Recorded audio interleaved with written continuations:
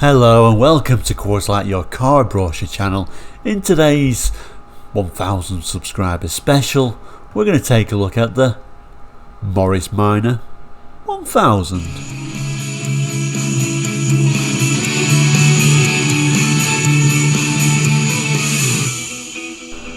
Hello and welcome back to Quartzlight. If you're new to Quartzlight, we're a car brochure channel looking at car brochures from around the world for the 60s, 70s, 80s and 90s, sometimes beyond that as well, here on Quartzlight. So if you're interested in cars and car brochures, please consider subscribing. Now, we've just recently hit the 1000 subscriber mark, so obviously this is a video to thank you and say to all those who have subscribed, thank you so much, and to give you a little bit of a special edition, I guess, although really it's really the same theme that we always do, looking at car brochures and kind of like picking key points out, looking at little details, learning a little bit more about them.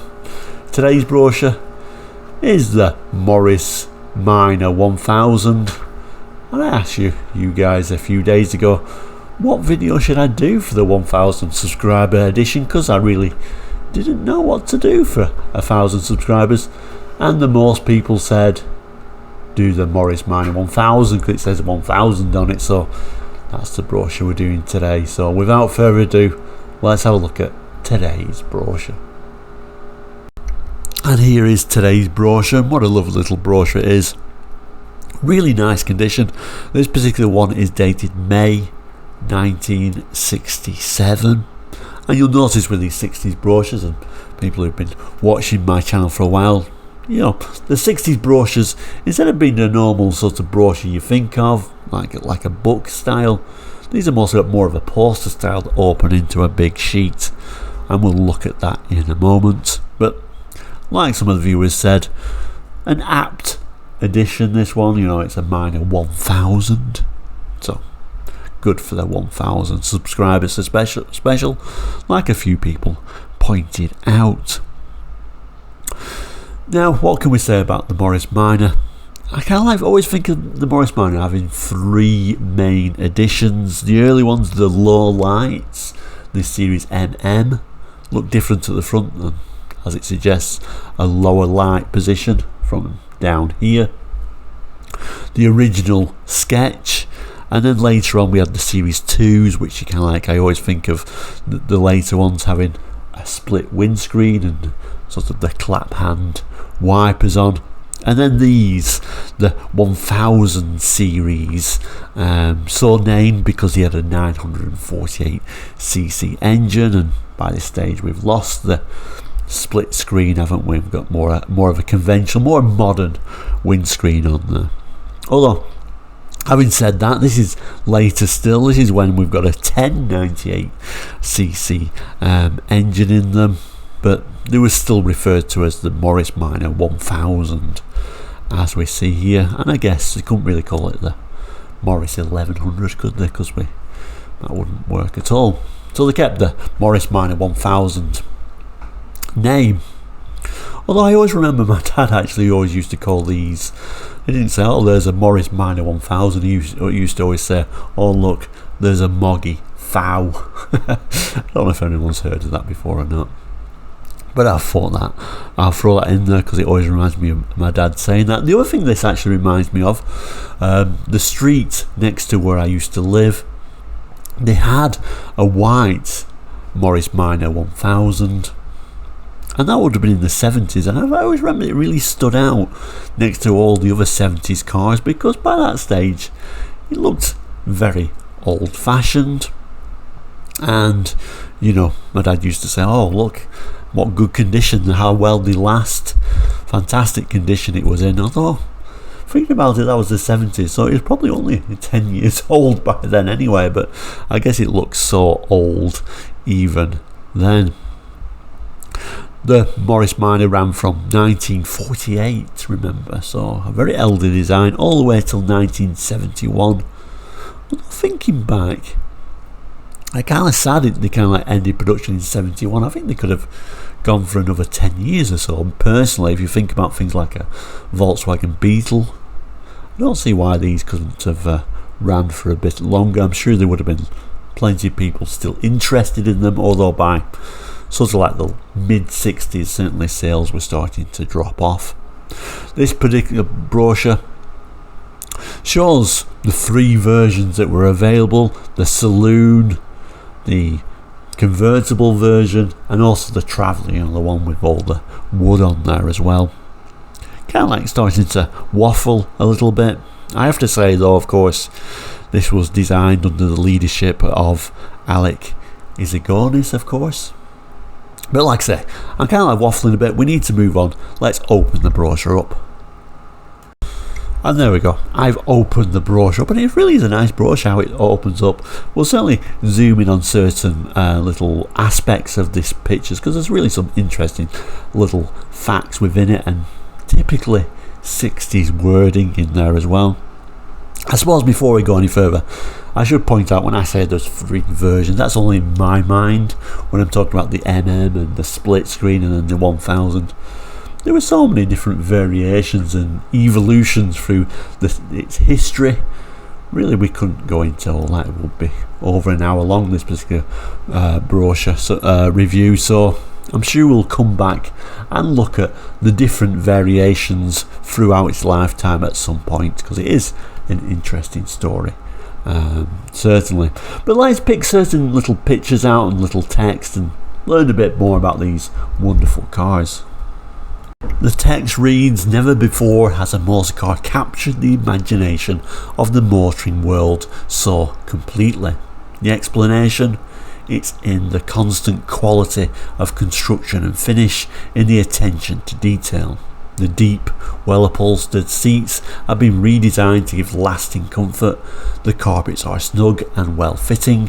The instruments and controls, including the self-cancelling flashing indicators, are so sensible and so easy to hand. Anchorage points are built in, to which your distributor or dealer can fix BMC approved accessory seat belts.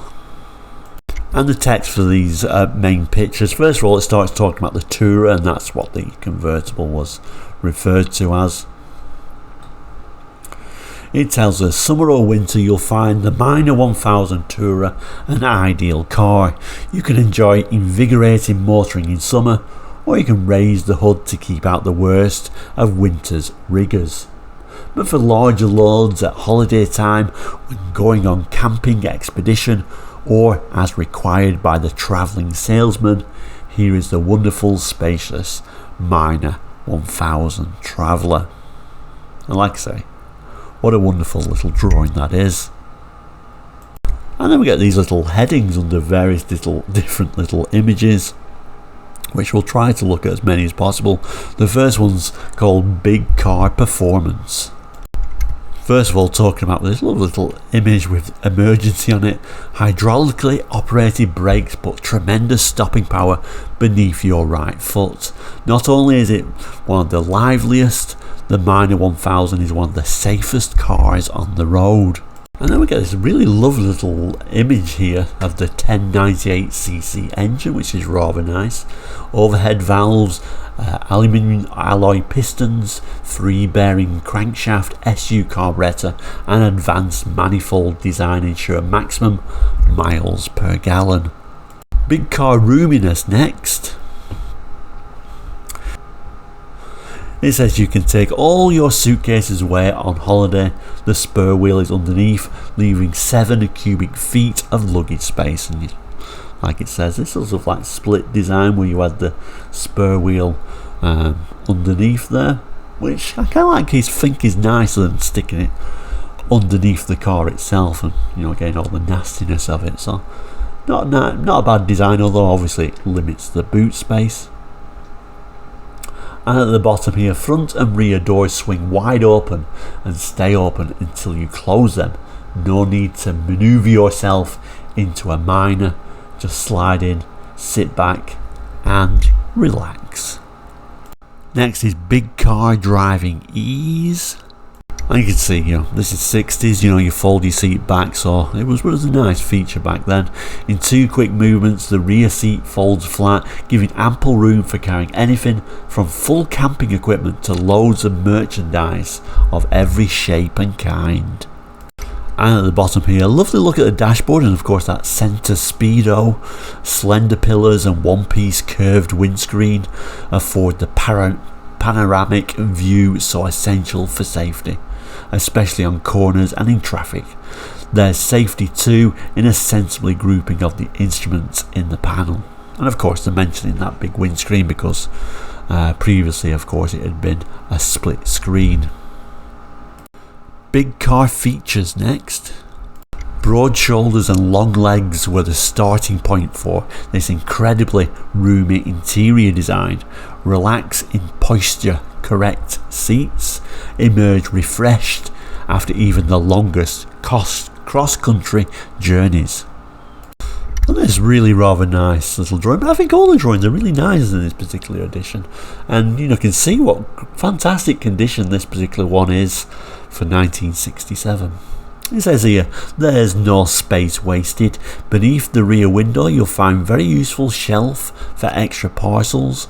The squab also hinged forward to expose the boot from inside the car. And then the next category is biggest value in motoring. Torsion bar independent front suspension ensures a controlled, smooth ride on any surface from highway to farm track. No side sway or dip to disturb your comfort, however long your journey. And then the irresistible convertible. The pleasure of open air motoring are doubled when you've a stout hood fixed in a jiffy. Lovely little image again, and of course the gentleman there is smoking a pipe when that was kind of like more sociably accepted. And then we fold the brochure back, a bit like a map, you have to know which way to fold it. You come with this another lovely image, increased power, added safety for the record-selling Minor 1000, chosen by more than 1 million motorists all over the world. So like we're celebrating 1,000 subscribers, this brochure is kind of like also kind of like celebrating 1 million Morris Minors. So kind of like saying the first British car to pass 1 million.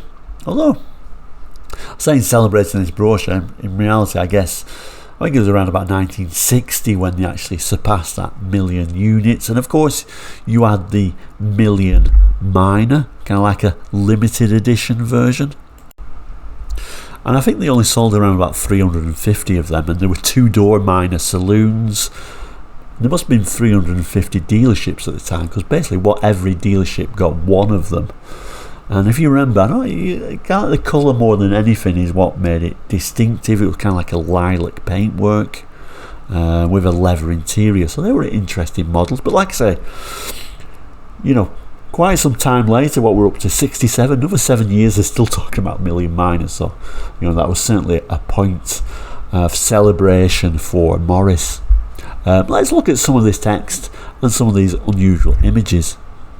So the story of the Morris Minor 1000 is a success story. No other car from Britain has enjoyed such a successful history. From the 1948 918cc side valve version to today's powerful 1098cc overhead valve engine, the story of the Minor is a story of continuous development and continuous success. Well over 1 million motorists from all over the world prove its popularity, and no wonder. Its performance is brilliant. Limpet like road holding, hair's breadth steering accuracy, gone with the wind acceleration. Not sure many people would describe a Minor in that way, but still great advertising. And then this, in these 60s brochures, you kind of excuse it because of its age, but certainly you could never write anything like this today. The Minor 1000 proves to many a woman that she's an excellent driver. She can slip in and out of tight parking places and manoeuvre through town traffic with ease. Not really why we're pointing out a woman in this way, so apologies if that actually insults anyone, but like I say, 60s, a different way of thinking. How nice to think that the car he wanted was just the car she wanted him to want. And then this little caption: first British car to pass the million, quality first, Morris Minor 1000 Saloon, Traveller and Tourer. And these little images, kind of like, I guess, showing people in different parts of the world celebrating in this sort of very stereotypical outfits. All the same image with different outfits on, I do believe. Yeah, again, I'm not sure we could get away with this sort of thing today. So, straight to the back page now. Top of this is the dimensions, which is really hard to show on camera, so we'll gloss over that and move straight to the specifications. So, as 60s brochures, we get a bit more detailed, really, a bit more into more mechanical minded. I think we were in the 60s, because, you know, really you was expected to look after and service your own car, really. I'm not going to read through it all, but I mean, the engine there, it's telling you, it's a 1098cc. Of course, you can pause the screen if you do want to read it in more detail. The lubrication, the cooling system and the fuel system. So I'm going to move the camera away, so I'll pause that if you do want to read all that. And then the ignition, the chassis, the clutch, gearbox, propeller shaft and rear axle with all the ratios. Bit of an interesting little thing at the top there, the road speeds in miles per hour at 1000 revs per minute. So unusual at first, second, third, top. It's hard really to, you know, get your mind around that in sort of modern terms. You've got steering, suspension, brakes, wheels and tyres. So I'm going to move that away if you want to pause that. And then we've got the electrical system, which is 12 volt, instruments, and the coach work. So pause that if you want to read the electrical and the instruments. The coach work, you know, things like front and rear ashtrays, etc. And a bit of a continuation of that before we start talking about the deluxe cars. So basically you had, you know, a standard version and the deluxe version. So the deluxe saloon cars are available with the following additional equipment: passengers crushable sun visor, bumpers with overriders and fresh air intake with heater units. And then it talks about the Minor Traveller, the coachwork again, similar, before looking at the deluxe models, also available to deluxe specifications, fresh air intake and heater units. It says home only, I'm presuming that means the home market. Passengers crushable sun visor and front bumper overriders. And it's got a little bit of a note about the export availability. Yes, it can be exported. It's available as left or right hand steering, miles per hour or kilometres per hour. And then it says lighting and flasher equipment to suit whatever regulation for whatever country. Optional extras, you can get white wall tyres and a front seat with a reclining backrest. Colours, says a wide range of colours and trims are available. Your dealer will give details. Unfortunately, we don't have a colour chart, which is unfortunate. And it says Morris Motors Limited, little bit of an address there, Longbridge, Birmingham, and the overseas business there as well, BMC Export Sales.